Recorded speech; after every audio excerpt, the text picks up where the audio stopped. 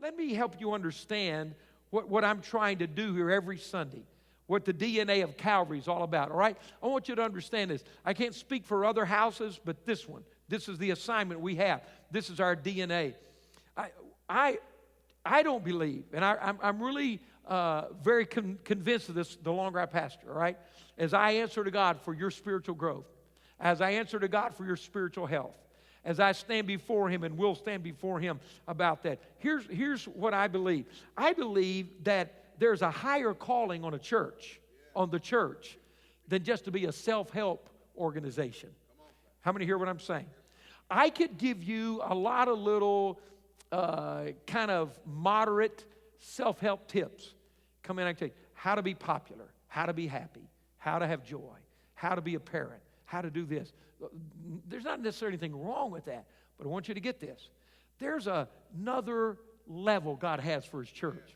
And what happens is rather than me giving you guidelines to correct some things in your life, the most important thing we can do is have an encounter with God who will allow His Holy Spirit to begin to work in our life and give you the power and the transformation to make those things happen.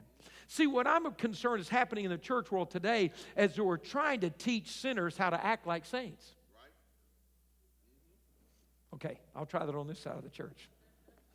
We're just trying to teach sinners how to act like saints. Well, what do you mean, Pastor? Until I meet Christ and I'm born again and filled with the Holy Spirit and His nature begins to live in me, how many understand what I'm saying? My life's not going to change. I can give you 38 steps to everything. I can give you 5 steps to anything. But if the power of God is not there to help you take those steps, you won't take them. Does that make sense? Let me try it this way. It's the nature of a dog to bark, right? Because he's a dog. It's the nature of a sinner to sin because he or she's a sinner. So you can spend all your time trying to train your dog not to bark, but he's a dog, he's going to bark.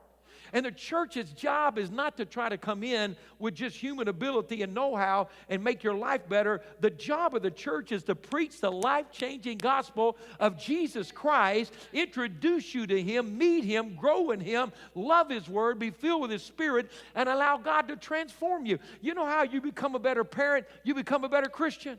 You know how you become a better wife? You become a better Christian.